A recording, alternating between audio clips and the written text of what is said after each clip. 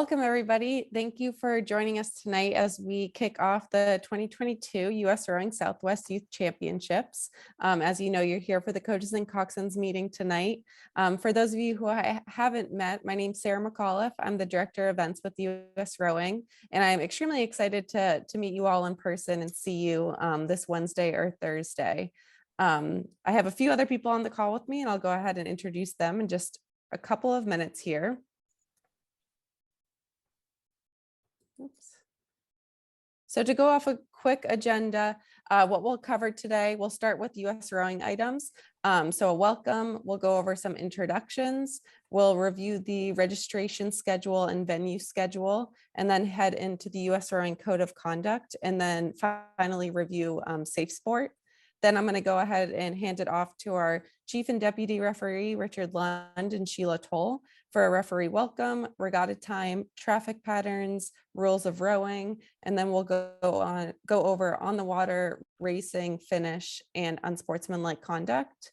And then we're finally gonna end it all with our LOC. We have Dee Dee Burt here, and she's gonna go over safety on the venue, including evacuation plans and medical. I do have one note. If you do have any questions, please go ahead and put them in the Q&A, not in the chat. We will come back to the Q&A at the end. So go ahead and fill out the Q&A as we go on with any questions that do come up, but we won't answer them until the very end of it all.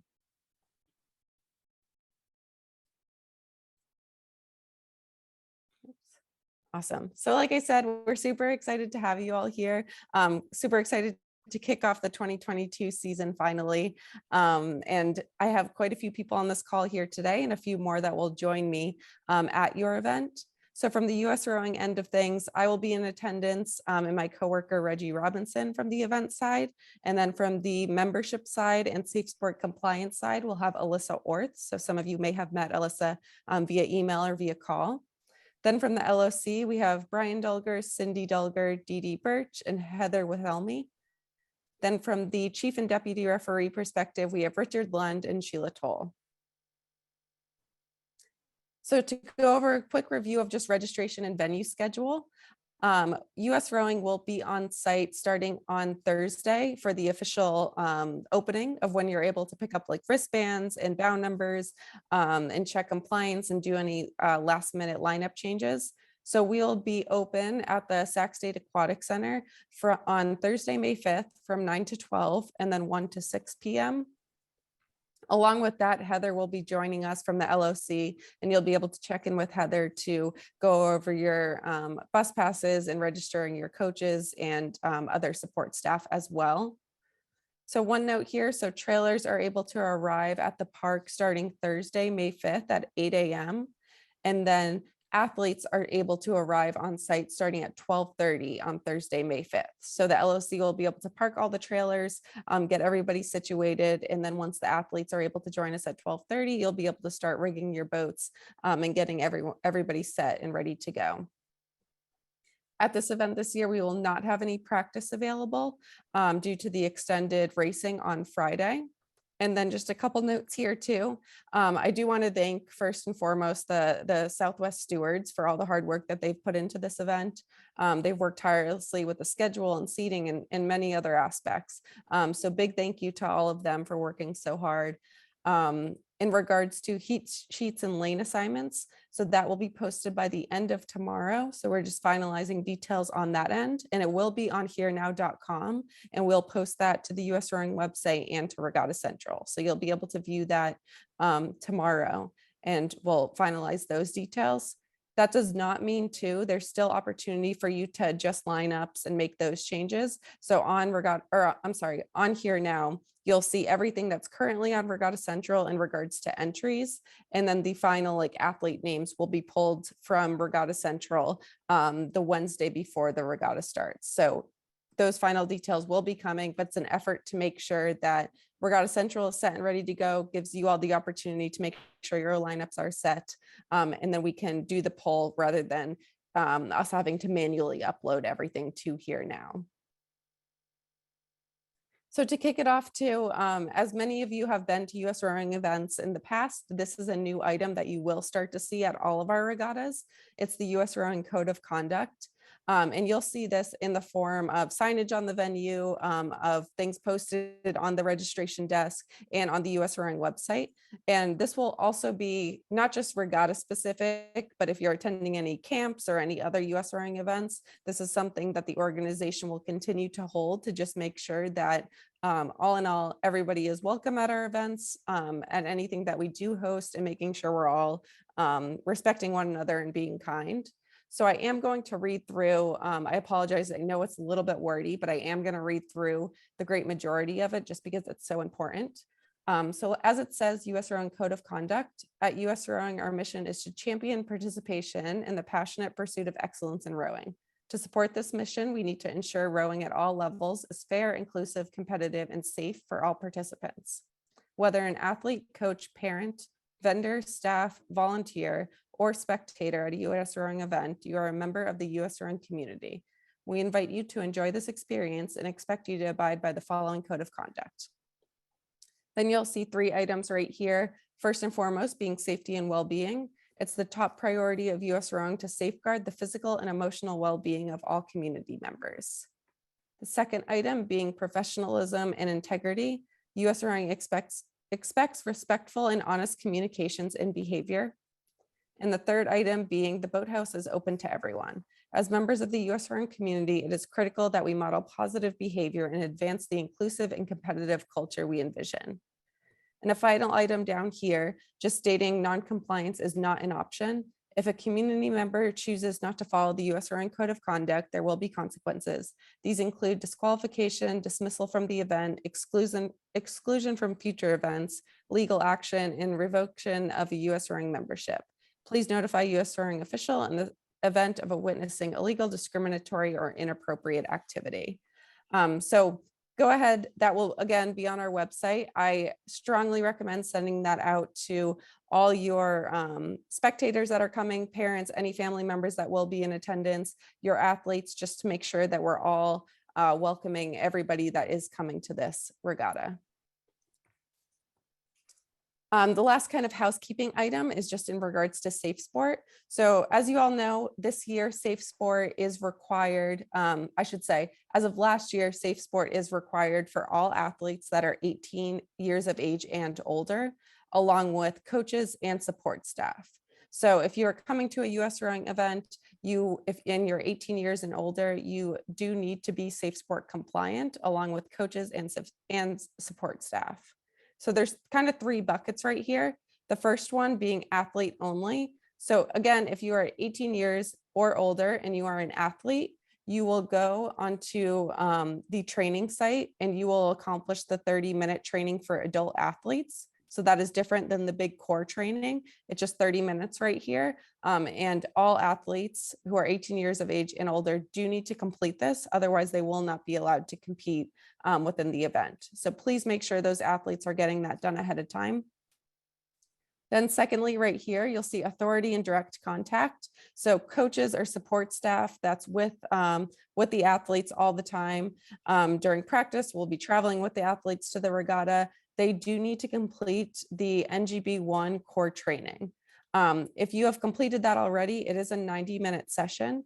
There are 3 years after that of 30-minute refresher courses. Then on that 4th year, you come back and you have to take the core training once again. So again, if you are a person of authority or coming into direct contact with those athletes, it's super important that this training is accomplished. Then lastly, if there's someone who has no direct contact but is working the event, so for example, like a volunteer, anybody who really is anywhere on the venue will be map aware. And what you'll see that comes in the form of signage that will USRowing will provide on site and handouts that we will give. And this just reviews, if you see something, say something. So again, if you have no direct contact, but you're on site, there will be resources. So you'll be able to understand what to do if something comes up that you recognize as inappropriate. So those 3 buckets right there are super important. How do I comply and how do I register and audit these attendees? So I'll go ahead and jump back. So this is one step ahead, but when you all go to Regatta Central right now, on the left-hand column, there is a title that says registration, and 2 or 3 spots down from that, it says Safe Sport. It is super important that when you click that button, you are going to see this registration form right here, and you will go ahead and add any coaches or support staff that will be on site and will be within direct contact of your athletes for the whole regatta, and do need access to those restricted areas. Everybody who needs access to those restricted areas, also known as the docks, will need to be on this form right here. If you are on this form, again, your head coach, assistant coach, whoever it may be, trailer driver, whoever's within the, working with the athletes quite frequently, they have to have their names and their role, either support staff or coach, on this document. And then that process, US Rowing will look at that. We will then print wristbands for everybody that is on this document and give them out as you come to the registration desk with US Rowing on Thursday. Then following that, as you all have received, compliance emails are being sent out. Those start 9 days ahead of the event, but it will also include compliance for your athletes to make sure that they are safe sport trained as well. If there's any questions, actually, I'll go ahead and say one thing. I do get a lot of questions of, I have an athlete who is working, or I'm sorry, I have a parent who's helping with the food tent, or a parent who's helping like drop off waters. Those parents do not need to be the full NGB1 core safe sport trained. We do ask, if they want to be, we would love that. The more, the better. But they will be map aware. And again, signage is around the venue so that they can familiarize themselves with that. So I'll leave safe sport there for now. And I'm sure there'll be questions, and we'll go ahead and tackle those at the end. Awesome. Well, Richard, I'm going to go ahead and hand it off to you, and you can welcome our referees.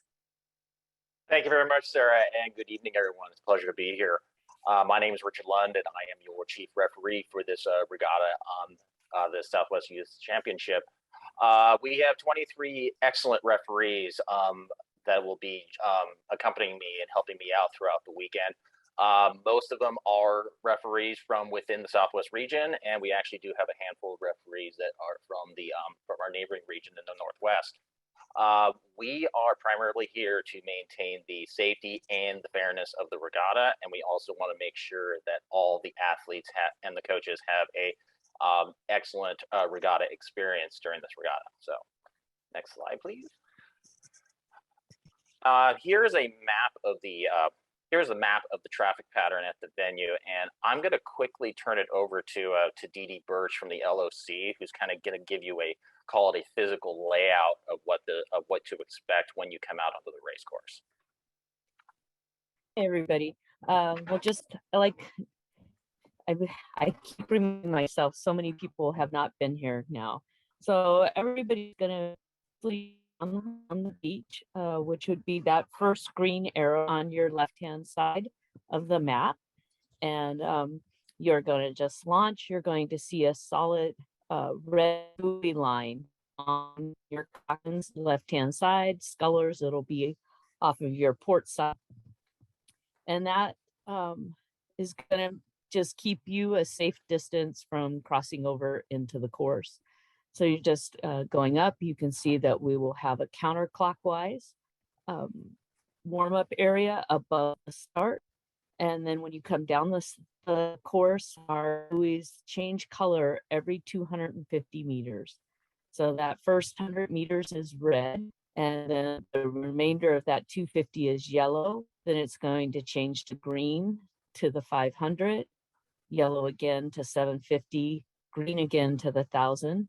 Yellow and green again to the 1,500, and then yellow, and then the last 250 will be red. And also on the low side, lane one side, every 500 meters, there is also a marker buoy for each of those 500s. And then we have a really small cool down area off to the side when you finish. We'll have people helping. And I know it'll feel a little strange for a lot of you since this will be your first time coming in. We do have a solid start platform, so you cannot go in between the lanes to try and get into the course. you do need to come around and come into the course only from lane 7, and that'll be the furthest away from where you have launched, just shore-wise. So just making sure everybody gets that part of it. And what do the 500-meter buoys like? And they are bigger. The buoys going down the course are set every 20 meters, so they're pretty easy to see, and you'll know that you've got them there. And then, like I said, the ones on the low side are just a big circular white buoy. They're about 3 times the size of the course buoys as you're going down the course.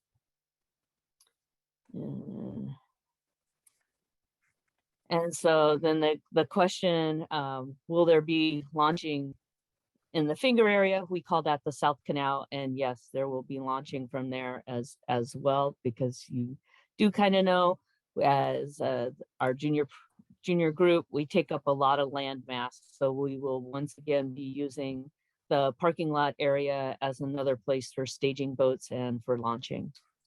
So yeah. Anything else you want on that, Richard? No, I think that pretty much covered it. Thank you, Dee Dee. To kind of further elaborate on this map, as you are all aware, we are running both time trials and sprint racing during this weekend. The race course traffic pattern are very similar for both types of events. The only difference really is what lanes will be used for each of those events. Time trials, the primary racing will happen in lanes 3 and 4. And if you have to yield to a crew that is coming up behind you, you will yield into either lanes 2 or 5. So for time trials, the lanes are limited to lanes 2 through 5. But once we get into the sprint racing starting late on Friday, we will then expand the lane set from lanes 1 through 7. Next slide.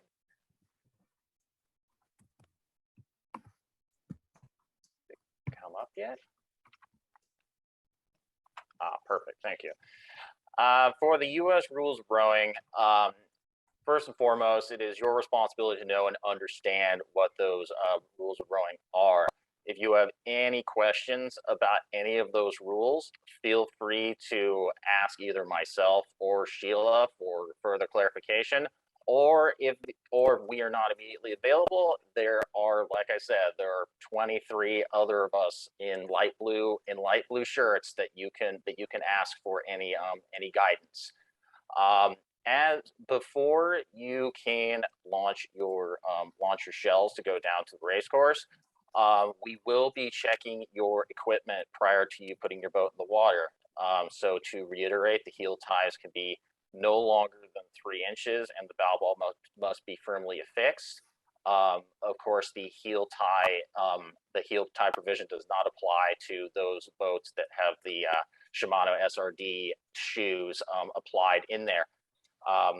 As I stated before, they'll be checking those at the beaches before you can launch. Please know what event you are in, so that the referees can capture the time that you have actually launched from the beach, and be sure that you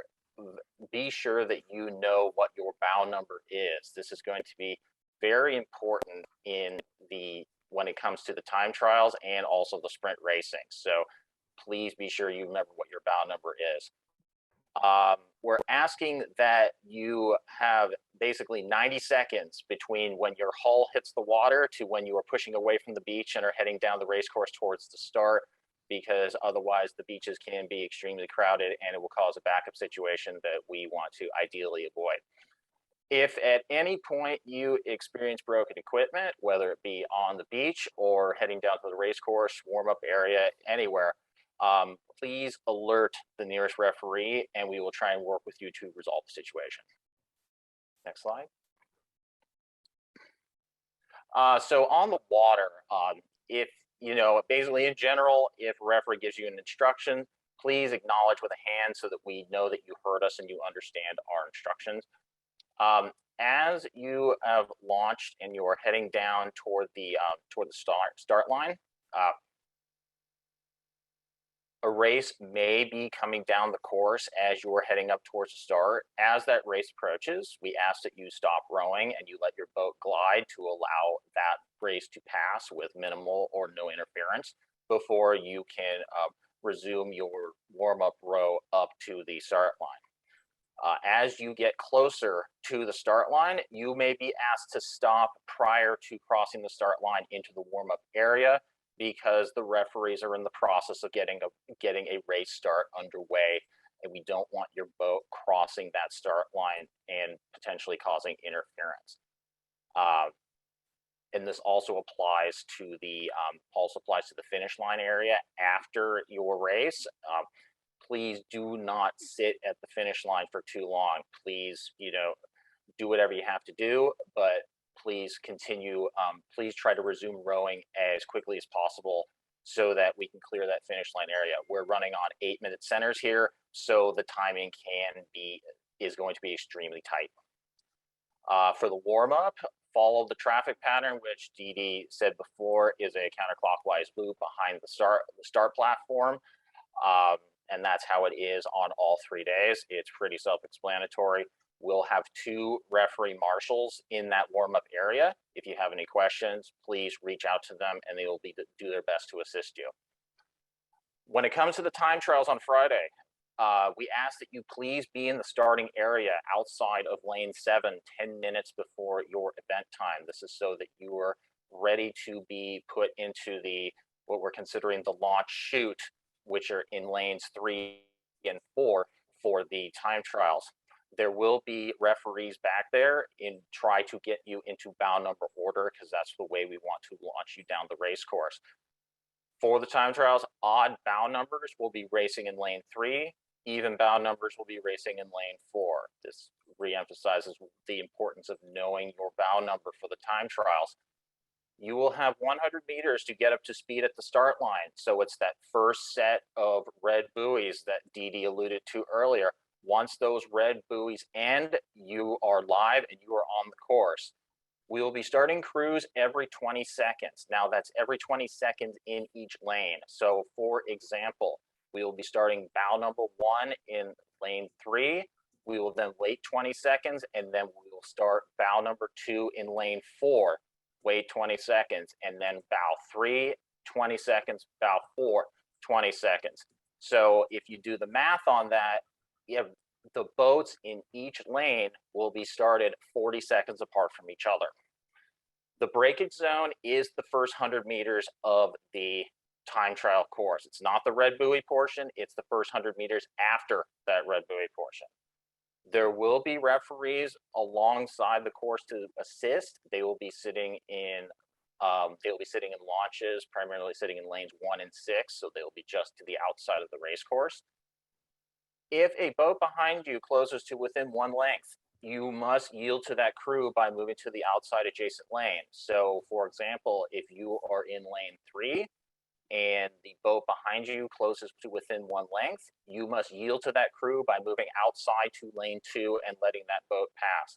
Same with the crews in lane 4, only you will be pulling into the lane 5 to yield to the crew pulling in behind you. If you have an objection at the end of your race, please row to the finish area tent and either speak with myself or Sheila, and we will work with you. Next slide. Moving on to sprint racing, you may enter the course and warm up in your lane once the starter has called your event and invited you to enter. Similar to what we're having you do for the time trials, we ask that you be outside of lane 7 10 minutes prior to the start of your race. And when we ask you to enter the race course, we would like you to enter into bow number order. So we ask lane 1, the boat in lane 1 to enter first, 2, 3, 4, 5, 6. We will have the referees try and get you into order in order to better facilitate the boat loading process into each lane. The starter will count down. To the 2-minute call. Please be locked on to 2 minutes prior to your race. Failure to be locked on prior to the 2-minute call will result in being issued a warning for late to start. If you need to adjust your point, we ask that you scull your bow around to get your point. Do not row to get your bow around. Otherwise, you will potentially pull yourself out of the stake boat, and you will then have to back in, and this will delay the alignment process and also the start of the race. The start may begin at any point after the starter calls the 2 minutes. Hands will not be recognized during the start. After the 2-minute call, the crews will be announced in a steady cadence, and then words attention, and then a red flag will be raised with a variable pause, and then go along with the dropping of the red flag simultaneously. If the starter is interrupted or they need to restart the start sequence for any reason, the crews you will hear as you were, and the flag will be slowly lowered. And once the starter is ready to go, they will resume the start process again. If you are not ready for any reason whatsoever, if you don't have your point, if you have an issue with your boat, don't row. One thing that will capture a referee's attention is after a start, there's one boat that's still sitting at the start line, and we'll have to figure out what happened. If you leave the start, you accept the start as fair, and you cannot protest start. The breakage zone is 100 meters, which is that first section of red buoys. If for some reason the starter deems it necessary, they will shift to a quick start procedure, which will be the referee saying, "Quick start, attention, go." They will not announce each crew like they would in a traditional start. As we're going down the race course, if for some reason one of the chase officials feels that there's a potential safety or interference that could potentially happen, that referee will move behind that particular crew, say the name of the crew, raise a white flag in the air, and then point it in the direction that you should correct your course. If you are in a stern-loaded boat, it will be your stroke seat that will have to communicate this to you. If you are in a bow-loaded boat, it will have to be your bow seat that communicates this to you. If for some reason the referee deems that the competitive value of the race has been lost for any reason due to a collision, waking, whatever they feel, if they don't feel that the race has any competitive value, they will use a red flag and a noisemaker and stop the race. This is a very rare thing, and we hope we do not have to do this. To kind of summarize both bullet points I just talked about, a white flag speaks to one crew, a red flag speaks to all crews. For the finish, you will see a orange flag that will be raised just about where the large finish line tent is, and that orange flag will be dropped as each crew crosses the finish line, and you will also hear a horn at the same time. If you feel that the need to lodge an objection as to something that you experienced on the race course, it must be initiated on the water. You get the attention of the referee who is following the race, and they will come over to you and discuss your situation. If there is a question of fairness of another issue, and you wish to lodge that objection, three things to keep in mind are: what happened to you, what impact did it have on you, and what resolution are you seeking? The referee who's following the race that you were talking to is going to want all of that information when they talk to you. After your conversation, if you still do not agree with the remedy that the referee is offering, you let the referee know that you plan to submit a formal protest. We will actually have a form for this at the finish line tent. You'll come to finish line tent, we'll give you the form. You have 1 hour And you have 1 hour to submit that form back to us, along with a check for $50. Next slide. When it comes to unsportsmanlike conduct, one of the more common, unfortunately common ones that we experience as referees is the excessive use of profanity, whether it be in anger or celebration. We do not consider this as sportsmanlike conduct, and especially we do not want any profanities directed at any crew, referee, volunteer, or anything like that. If we catch wind of any behavior of that nature, there will be consequences associated with it. Great, thank you, Richard. I also just want to go ahead and tie this back to the USRowing Code of Conduct as well. So while the Code of Conduct applies to everyone and anyone on site, and again, unsportsmanlike conduct fits right into that. So just being sure that we're all on venue following the same policies and just making sure we're being respectful and kind to everyone on site.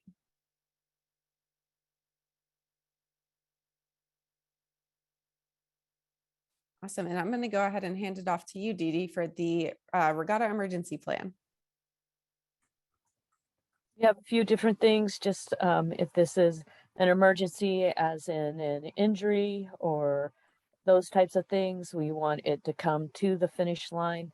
Contacting me, we constantly ask everyone not to call 911. It's not the fastest way to get medical response to a state park. So if that information can be relayed to me at the finish line, then we will handle that and what needs to be done. If it's on the water, you need to flag somebody down. If it's something as in a shooter situation, you are going to hear a repeat of scatter to the trees, which means head towards the park area behind you so that you're not visible to be shot at. And, we don't anticipate anything like that happening. We just know that those are the things we need to take care of. We have fire departments that are very close to us and respond, but you can also see that those two fire departments are in two different cities. And when you're actually out on the lake, the warm-up area is in a different city, and even the two sides of the lake are different cities. So that's part of wanting us to be able to tell emergency response exactly where do we need to go and who might be responding. So we appreciate your help in that.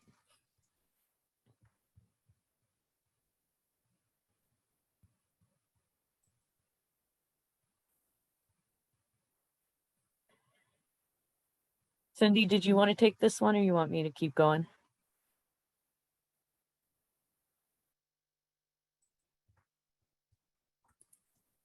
You're on mute, my dear. We've only had 100 of these meetings. And welcome everybody. We have on Friday, this is not the Friday map. This is not the Friday map. This is actually Saturday and Sunday. This is the directions to actually get to the Panantoni, or what we call corporate Goldfields lot. We ask that people do not park at the fish hatchery, as they will close it. And shuttle buses do not pick up and drop off at the fish hatchery. So you park your car there and we'll get on our shuttle buses and they will transport you directly into the park. It will be $10 per car, and it's $10 admission for everybody else that is not an athlete.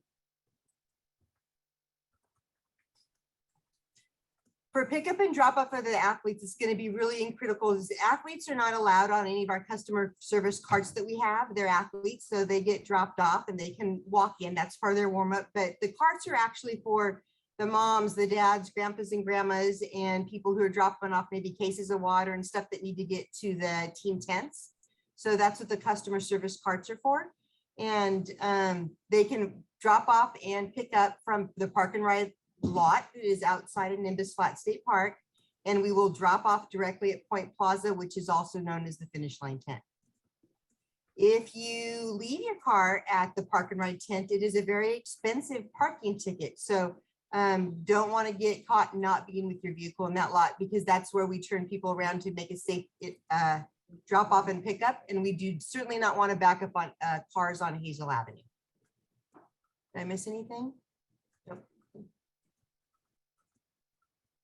That's just as a visual, so everybody knows that under the tent, that's directly where you see the first aid plus. That's where you're going to see Bianca, who's our EMT on site all 3 days for blisters, band-aids, and also she will be our medical response person. If we have emergency on the water, we'll be communicating through Bianca and Dee Dee.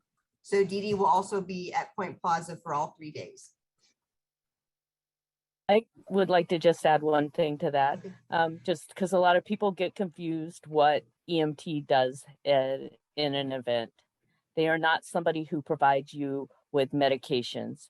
And if you are from areas that do not have high seasonal allergy pollutant in the air, we find a lot of people when they come to our regatta experience a lot of symptoms of hay fever and itchy eyes and that. And we will remind you that you will not be able to get medications from the EMT. You should bring that with you. If you are asthmatic, you should have your inhalers at this course.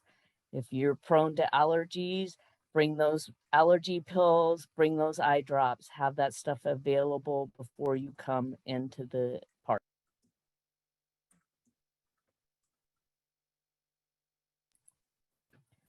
So just other things, this is a state park. So we do have things like poison oak. We also, this is the beginning of rattlesnake season as far as the young juveniles coming out and finding their own place in the ecosystem. So we ask a few things. We ask that boat covers, oar bags, rigger bags, things like that get hung from the trees. If you have slings, instead of laying them flat on the ground, lean them up against one of the many beautiful trees within the park so that things are not laying flat. They like to cozy up. We just held our first rowing event this weekend. We only had to relocate one of these little critters, but they really like those things to sleep in. So we just appreciate you guys being careful about that. All those boat tie down so that you've got are also make great just loops to hang from one tree to another that you can clip all of your backpacks and everything else on that will help you keep stuff up off the ground. We also, you will see all the time, we have a beautiful cliff wall overlooking the start area. You will periodically, if the sun is shining, see somebody jumping off of that. Or they will put up the little rope swings in the trees. Both of these are illegal activities within state parks. And so we ask that you don't do this. If you get hurt, please know, because we have told you, and it is in our packets with you, that these are illegal activities. USRowing medical insurance will not cover this action when somebody, which has happened before, jumps, misses the landing on the water, hits the landing on land and breaks an arm or something like that. The liability is going to go back to the coaches that were supposedly providing supervision of the athletes. And then the other thing is just most of the things coming into the park will be the buses and the hospitality parents. Please, if you overslept, still respect everybody who is giving you access and follow the 5-mile-an-hour speed zone within the park. Thank you.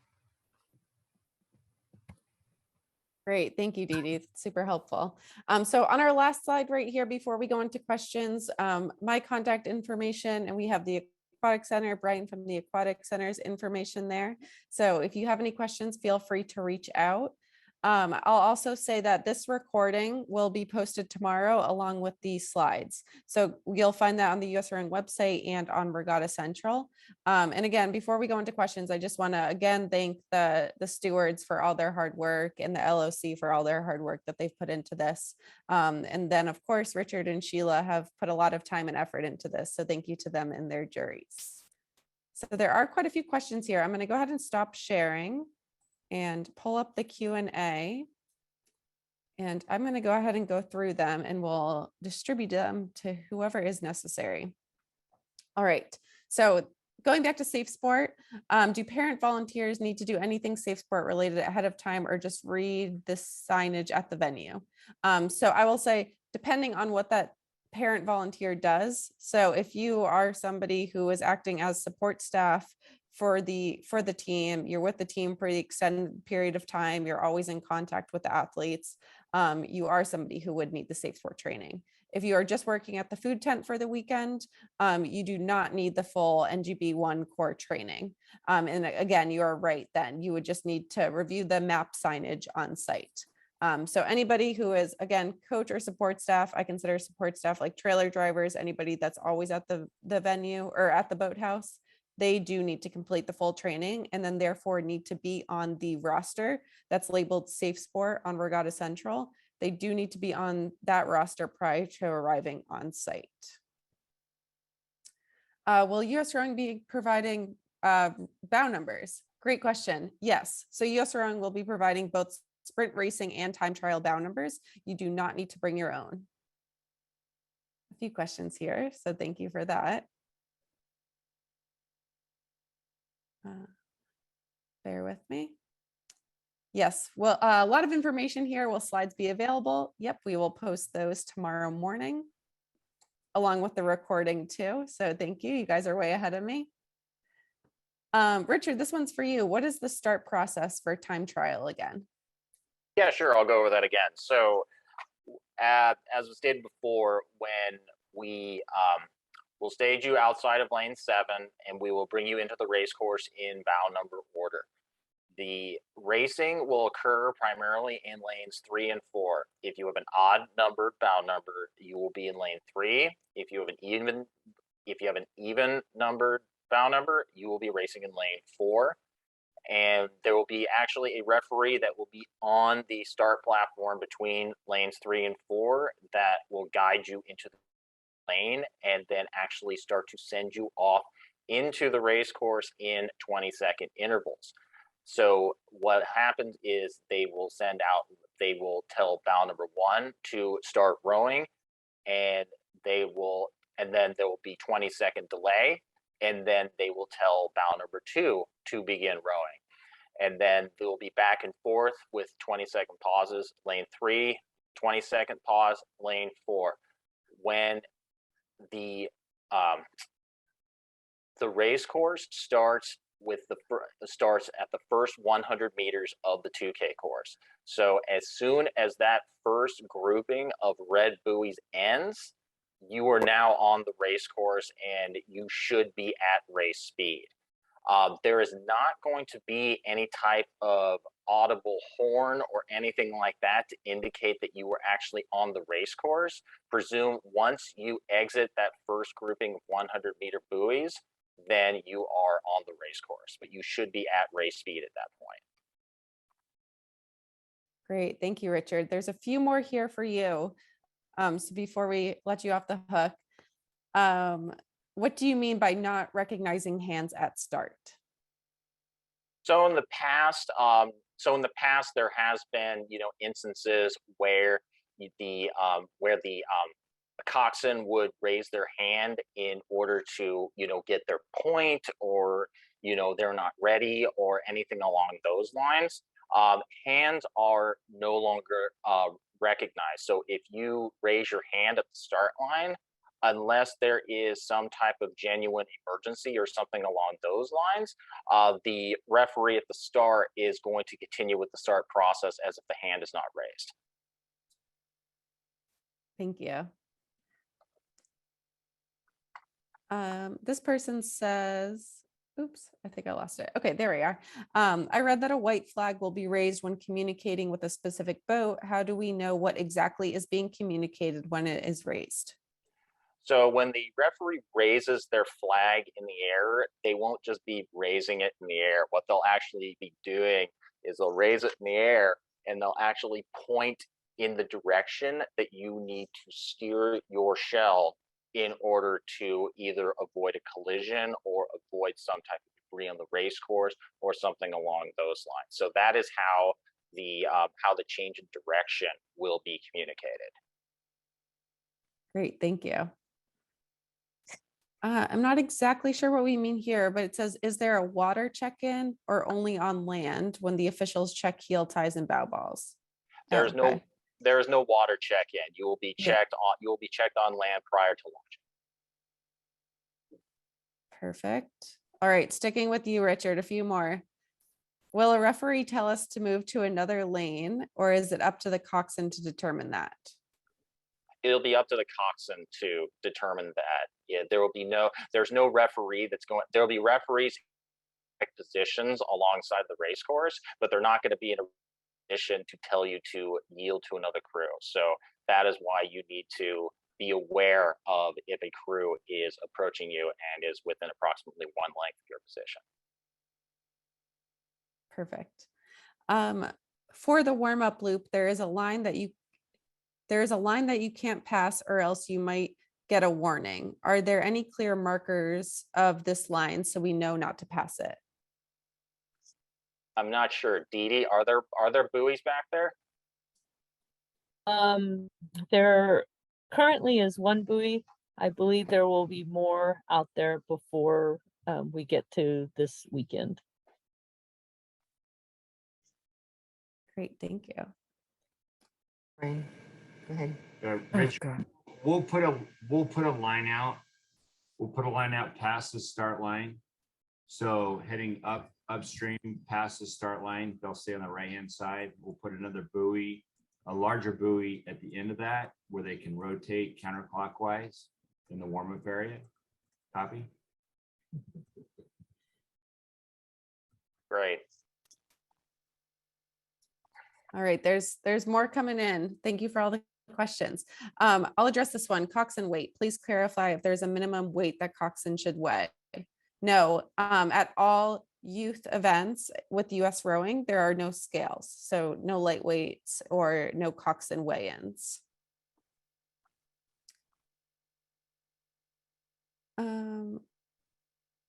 Somebody asked what color are the buoys for the lanes. We did go over that, so we will send out that recording and you can rewatch that there.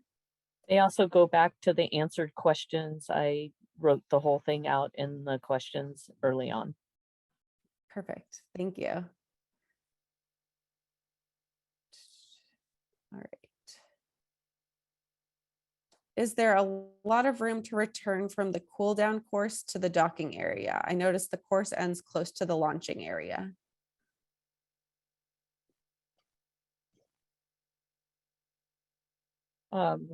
You will return past the finish line. You will not cross the race course, and it is narrow, and you just need to time what you need to do.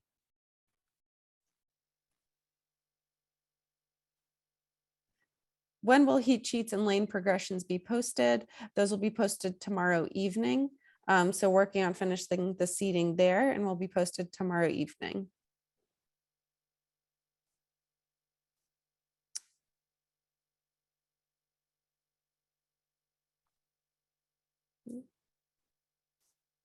Richard, since hands are no longer recognized, what should the coxswain do to show that they are not ready? If they're not ready and we go through the start process, don't row. If we start the race and you're not ready, stay where you are. Don't move.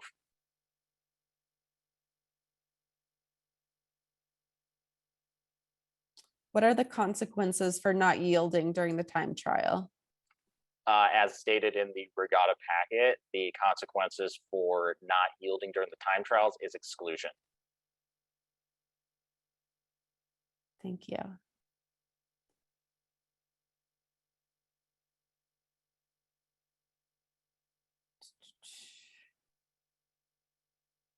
All right. Well, we have to, oops. Well, we have to line up on the stake boats within that 20 seconds. Not necessarily. We will do our best to send you off every 20 seconds, but that is the goal, so that way we can keep all of the time trial events on schedule. Great, thank you. There is somebody asking here, what is a stake boat? So if we want to give a good definition of that. Well, in actuality, we do not have stake boats. We actually have a start platform. So, but basically it is for us, it is a long dock that will have fingers coming off of it. And off of each of those fingers, those are in the center of each of the lanes. And so you will back into that. There will be a person laying there who will assist you by grabbing onto your stern. And this way we know that everybody is racing an exact 2,000 meters. So that is what we are referring to when they're talking about a stake boat or a start platform. Thank you, Dee Dee. There's questions here regarding the schedule. There is a schedule based off of the entries that are posted on the USRowing website and linked on Regatta Central. So definitely visit that. It has questions, or there's questions here about like what time does it start, that type of thing. So please visit that packet there. And then again, a lot of questions regarding how people will come into, it looks like it's the same person, but coming into the time trial lanes. So Richard went in depth over that, so I don't want to repeat that end, but please watch that recording afterwards.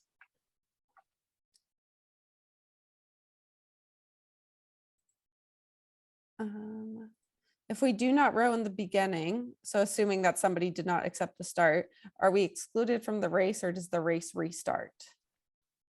It depends on the circumstances. So if you do not row at the start, the race will be stopped. One of the referees on the water will come over to you and discuss the situation.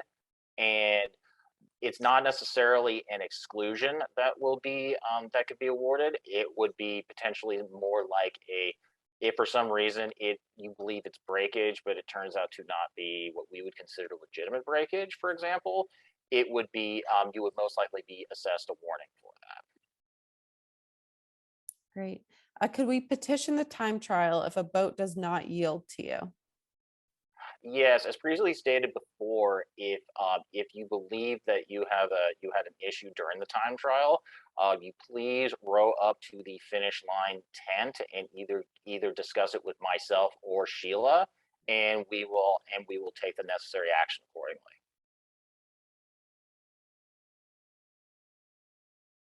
Great. How many minutes should we allocate to be at the starting area? So I'm assuming that's talking about launch time.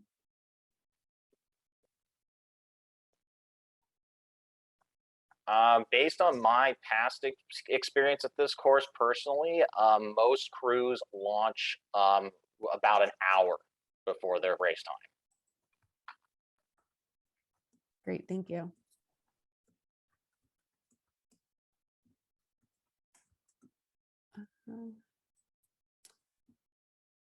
Question here, when will the bound numbers be posted? So those will be posted with the lane draws again tomorrow evening. Again, you'll pick up the bound numbers with me and other USRowing staff at the Aquatic Center. And again, that's where you'll have the bound numbers and wristbands.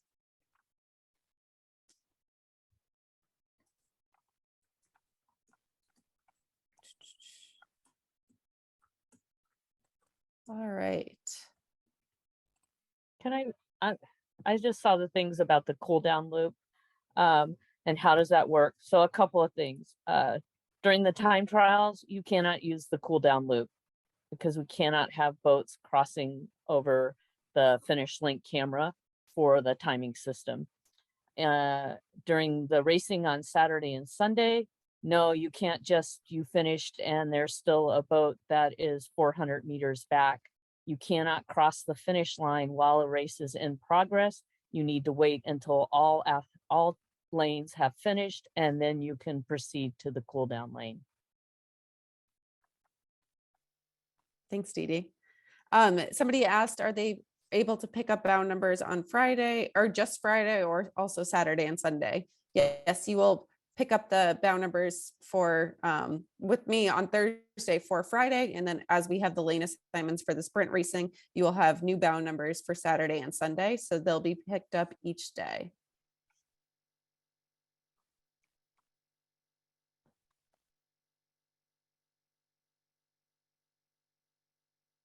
Okay.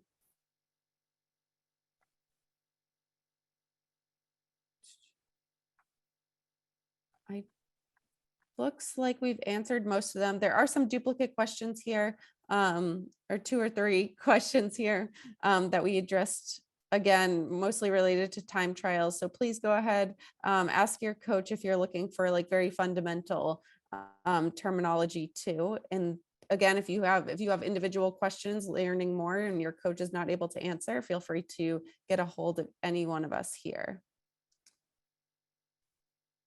What site will the bound numbers be posted on? Everything is on Here Now. So herenow.com is our timing company, and they will have all details there. You will not use your own bound numbers. We will give those out.